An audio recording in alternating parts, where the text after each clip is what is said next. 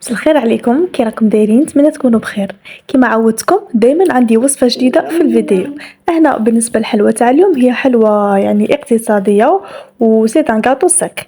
نبدو بسم الله. عندي قشور الليمون معها قرصه متوسطه من الملح، وعندي كذلك راح نستعمل الكيله الصغيره اللي هي هاد الفنجال. راح يرفد لي زوج حبات تاع البيض، يكونوا طبعا بدرجه حراره المطبخ. رايحه نضيفهم لقشور الليمون، ونضيف لهم كذلك يعني نفس الكيلو اقل من اصبع من السكر، هكا باش ما يجينيش حلو، خصوصا اني راح نستعمل فيه البيمو. هنا بالنسبه للزيت يكون نفس الكيلو نتاع البيض، ولكن راح نضيفها الى دفعات. بالنسبه للبيض مع الملح تنجموا ديروه بالباتور. كي يبيض لكم الخليط تكملوا.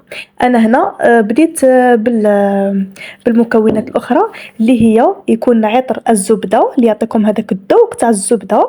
وندير راكم طيبينها فقط بالزبده ولا ديروا فيه الكراميل.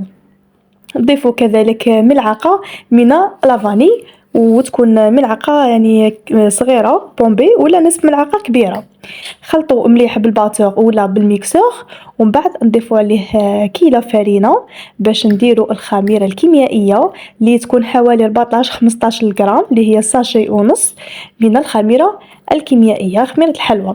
هنا نعاود نخلطها فقط بالفوي، ودات لي حوالي 4 كيلات من الفرينة تختلف كل واحد والفرينة اللي عنده.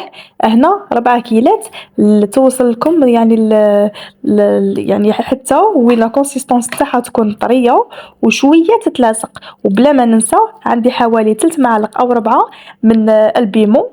تطحنوها ترحوها دقيقه بزاف، وراح كي تذوقوها تحسوها تقول لحظه وتقول ليسونسيال، نكهه هايله كتضيفوها لهاد الحلوى تاع اليوم.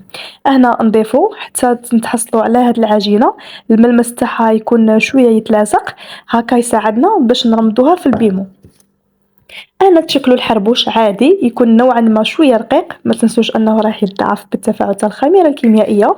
ديروا حربوش وعطوا هذا الشكل تاع الاو، وانتم تتحكموا يعني الا بغيتوه يكون شويه كبير ولا صغير، هو جينيرالمون شويه كبير. وديروه فوق هذاك الطحين تاع البيمو.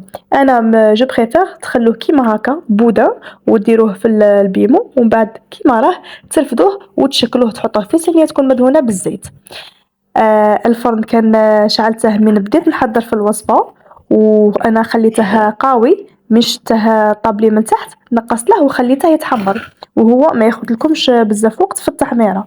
راكم تشوفوا النتيجة النهائية تشهيتكم في الجنة. وصفة رائعة، وصفة ناجحة واقتصادية، وتعطيكم كمية ما شاء الله، عطاتني 24 حبة وتنجم حتى أكثر. شوفوا الطراوة والنكهة بلا ما نقولكم. نتمنى أنكم تجربوا الوصفة، وإلا كنتوا عاد ما اشتركتوش اشتركوا في القناة وضغطوا على جيم.